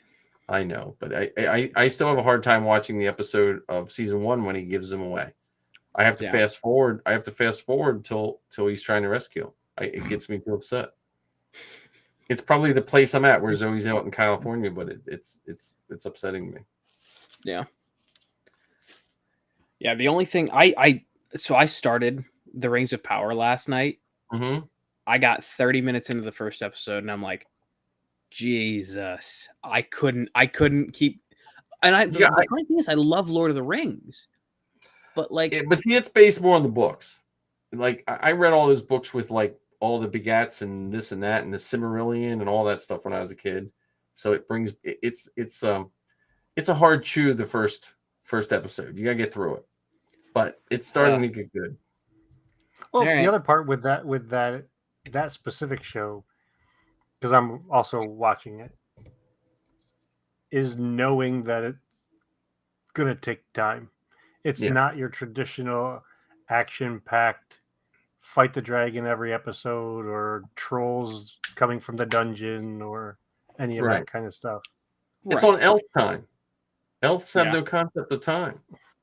When they went and saw the dwarf, because when I play D&D, I always play a dwarf. I played a dwarf since 1979. I always play a dwarf. And the old rules, dwarves didn't like elves. And it was funny when that dwarf and that elf were talking, and the elf missed like 20 years of the guy's life or something like that. Was that what it was, Ken? Did you get to the part where I think it was Elrond was talking to the dwarf? And I haven't gotten to that part yet. Oh, sorry. Oops. I didn't mean to spoil it. Damn it. But when he was talking, without getting into specifics, the elves don't have a concept of time because unless they're killed, they don't die. So time is meaningless to them. I mean, it's important, and death is important. Like, they don't want to die, but they live forever. So, if you just want to go on an adventure for a couple hundred years, sorry everyone else died around me. So, can we? While we're on the Rings of Power, can we talk about how much the guy who plays Elrond looks like? Because that's Hugo Weaving's character from the original 3. Yeah. I mean, how much does he actually look like a young Hugo Weaving? That was one of the better castings. Yeah. From the show. Yeah, that was good. I'm curious. I got a lot of questions, but I don't know. I like both the shows. I mean, I really do like both the shows. It's one of those. It's just a great time to watch TV. Yeah. Which is not great for my fitness regimen and my prop making regimen. Well, because unfortunately I can't watch the stuff and work on my costume at the same time, because either I'll make a mess in the living room, which I shouldn't do, and that'll get me in big trouble. Yep. Or I'll miss something in the show because I'm focusing on this thing. So yeah, and then it brings you to my motto when I do that. It's Lowe's likes it. It's measure once, buy twice. Because you're watching something else and you cut something. And damn it, I go back to Lowe's. Yeah, it's amazing. Whenever it comes to cutting, no matter how many times I cut it, it's still too short. Well, I ran into this problem when I first started doing Zoe Sabine years ago, and I was measuring stuff and it wasn't working out. I had two tape measures. They measured differently. Like if you put them next to each other, because I never had to cut where like a half inch made a difference, and they were off. So now when I measure stuff, it doesn't matter which one. I just use the same one all the time. Because that first, when I cut her first Sabine pistols, man, I messed those up. I don't know how many times. So now I don't know. I'm just happy. And then podcast. Oh, before we go we should, because I gotta get to bed. I'm sorry. I'm getting old. There is the Podathon this Saturday. Mm-hmm. Did you guys hear about that? I mean, we're not in it, but the Podathon is this Saturday to help Make-A-Wish. So, yeah, Ryan Johnson's a guest on one of the shows. Yeah, the only person I know, Matt Martin's doing it, and I think Father and Son of Galaxy are doing it too. Doing an episode. That's all. And I'm going to see what Anchor does for Zoe's numbers now, because the only bad part is I lose all of her stats for the last 8 years, like all her. You can write those down. Yeah, I don't. If you're doing a podcast for numbers, that's not the reason I do podcasts. I mean, you want people to listen. But now, do you use Anchor, Ken? Yep, that's the one we use for the Forces Behind Star Wars. So my question is, have you guys made Anchor commercials? Not yet. Because I think I'm going to get her and Lizzie to make a bunch and just submit them in. Because I think, don't they just load them in? You don't load your commercials in. I'm not sure how it works. I haven't looked into that part yet, because we haven't gone down that path of whether we want to monetize our show or not. I don't really want to monetize, other than if I could get a couple bucks to pay for like some of the stuff we need. I don't, when I say monetize, I'm talking like if I can get like $5 or so to buy some SD cards and stuff like that, because I'll never catch up, because the first 7 years I paid $135 to $150 a year just to host. Yeah, I'm also debating that, because I haven't put out our first episode of the Rambling Star Wars Fan yet. Right. No, but now you're going to use Anchor, right? Yeah. So you don't have to pay anything other than your website. Yep. Which you can get away with a free one on that one too. I'm looking forward to that. Oh, we never did best card. We never did. Wait a minute. This is the one we got to end up with. We never did the bucket list. Come on. What do you got going for the bucket? Nothing on the bucket list? I got nothing on the bucket list right now. Well, we know what your next episode is going to be. Your first troop. Yeah. Oh yeah. I am going to have to do that. I want to do a recap of the first 3 episodes of Andor. Oh yeah. Granted, I don't know if I'm going to do that one solo or if I'm going to try and find someone. It's a matter of finding time right now, because my biggest problem is I got to try and balance my work schedule now, because it used to be like, okay, cool, I get off at 6 and I know I'm getting off at 6. Now it's like, do I really want to record an episode at 10:30, 11 o'clock? So yeah, because like Wednesday nights are this is the worst time for me to do anything extra. Yeah. Because my availability right now is no Sundays and no Wednesday nights, for obvious reasons. Right. So, and typically how that works out is, well, I can't really schedule you for half the day on Wednesdays, so just have the whole day off. So yeah, so it's like, okay, do I want to record an episode and use all of my good content before the Inflatable Falcon? Well, you gotta prioritize, Well, and you'll get your sea legs for your new job. New jobs are always, Well, also there's the possibility that this forces you into being a little bit more organized and deliberate with your show. Yeah. Mm-hmm. I mean, with this, I mean, look at this. We're rolling up on 2 hours. Yeah. And that's just with the segment stuff. We haven't even done our usual rambling about the inflatable Falcon or right. Vegan recipes or car repairs. Right. Yeah, we haven't had any of those tonight. Yeah. I'll talk to Zoe about. So I will talk to Zoe about the inflatable Falcon thing, but she has, like I said, she has her premiere, and then she has lunch with important people on Friday. So, ooh, nothing. No, just just the people we know, and she's just going to hang. So she's living the life. I'm just living vicariously through her. Ken, even though it's just a hang, it's still an opportunity to ask questions, get inspiration, get encouragement, get a little bit of support in a place that's not home. Yeah, I don't know how it's going to make the three of us jealous. Yeah. Oh yeah. What he's not telling us, Ken, is that she's got lunch with Jon Favreau. There's just an NDA in place. I would. If she has that, if I ever say I can't do the show for like a month, that's why, because I wouldn't be able to keep my mouth shut. I'll just be like, okay, I'm just going to delete all social media on my phone for now. Yeah.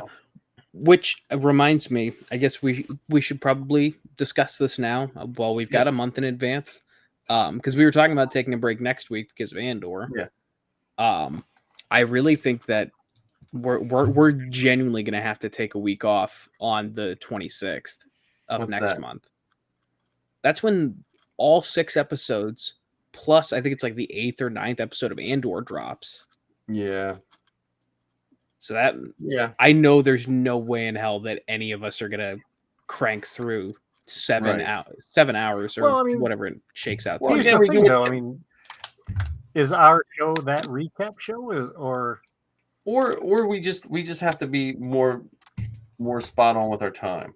Like, okay, this Wednesday we're going to do a half-hour show on blah blah blah blah blah. Yeah. And because I do think we've tightened our show up considerable. I still didn't put the Google Doc up for our segments, but I'm just like, I'm in school mode. I have people just bringing Chromebooks to me and asking me to fix them all day while I'm trying to teach. So I'm just the joy of being a computer guy in the building. And they just anything that plugs into the wall, I should say. I was fixing speakers this morning because a teacher couldn't get their speakers to play. So that makes 2 of us then have that problem. Yeah. So, and just as a warning or a heads up, is the last week of October, first week of November, I'll be in Disney World, so I probably won't record from down there. So you guys, you should fly record without me.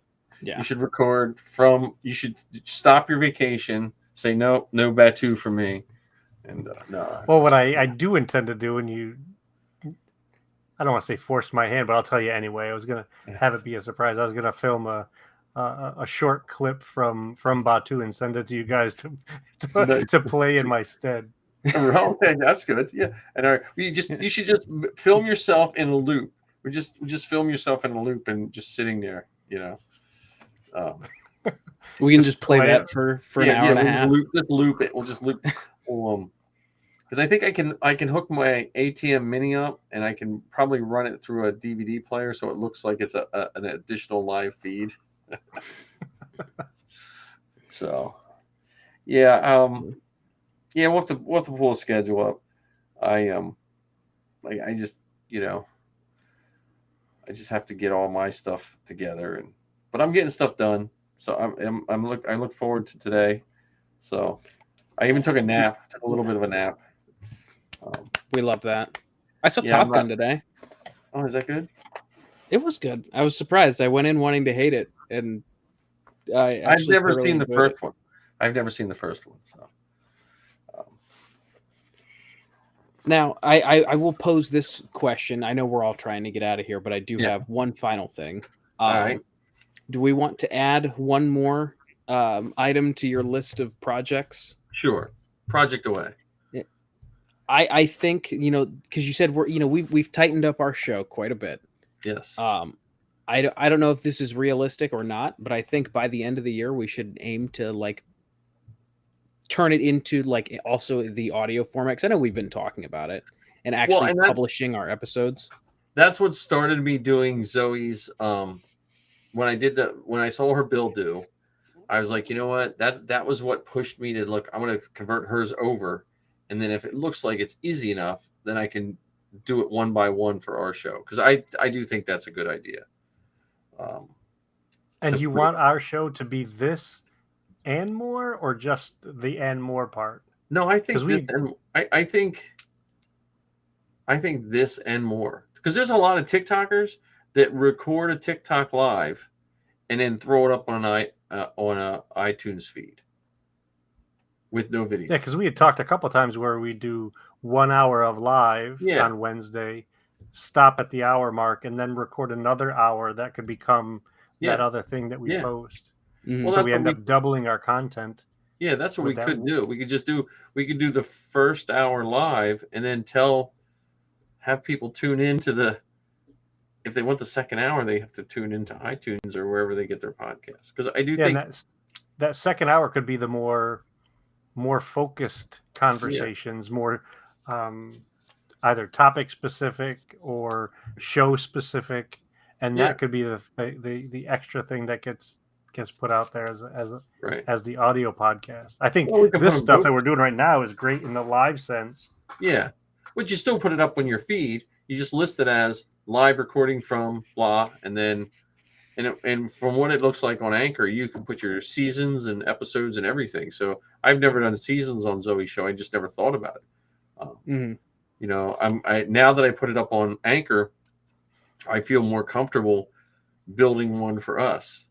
Because again, when I started podcasting, every single thing was a chore, from recording with someone else to finding a host, to making sure that it's all become so streamlined that I have to get in that mindset is not as hard as it used to be, Yeah. Well, and the nice thing with Anchor, and this could be taken one of two ways. Either A, I'm lazy, or B, it's super convenient. I could record an episode through Restream and have it edited, scheduled, and published within an hour. Yep. Well, and our show's not our show's not an over edited one, and that's why I'm thinking of trying the commercials with the girls, only because I'm curious how they put the commercials in. Mm-hmm. If I don't have to drop the commercials in, why wouldn't I monetize? Right. If I just have to record 5 or 6 commercials and load them up, and they put them in the spots, then why wouldn't I do it? I'm not going to make tons of money, but you think about like when I bought her first audio recorder to when she did cons, I had to just fork over that money. The Zoom recorders aren't cheap, but if you're going to record a con, you have to have a backup recording device in case something doesn't work out. So. Yeah, that's a good idea. I like the hour and an hour, but that is a good goal by the end of the year, because we can kick it off. And what's really nice is with Anchor. So when I loaded all her shows up on Anchor, one show for some reason wouldn't load up. Like it said, this show would load up. So I went and just did an individual load of that show. I think what it was the artwork was doing something to it. So I loaded an individual, but I backdated it to when it was actually released, and it put it in the right spot. Mm-hmm. Nice. So I did like that about Anchor. And it looks like when I checked this morning, everything went to all her streams, I think, except I didn't check Google Play. I got to check Google Play. But yeah, I know it's on iTunes. Yeah, I can tell you that much. Well, I got 4 notifications for it. Yeah, episode 10 came in, and then, like I said, I think it was the episode after yours, John. I had to put it up like 4 times till it finally came up. That's what made me want to switch over, because I was having such a hard time with SoundCloud. And I don't know if SoundCloud is doing a big deal. SoundCloud seems more like music people. Yeah. It's up there 3 times. Okay. Yeah, I think I deleted the one time. And then there should be a 10. It's like a recast of episode 10 or something like that with Vanessa Marshall. Yeah, right. So your last 5 episodes are episode 10, episode 234, episode 234, episode 234, and episode 233. Yeah. Your episode with Zoe was in the top 30 episodes of all time. Really? Mm-hmm. And it was on SoundCloud. Since you did it, now again, I didn't check iTunes and all that. SoundCloud's number was like 300 listens. So, good to know. Good.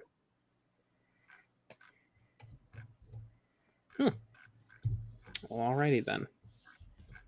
Well, that sounds like a show. Yeah. That sounds like a show. Great place to end. I'm going to end the stream later. I'll check all our podcasts, and we'll be bored. I'm just going to shut the live. Thanks for hanging out with us tonight, Ark and Marcus and Anthony. Yeah. I think they all left us.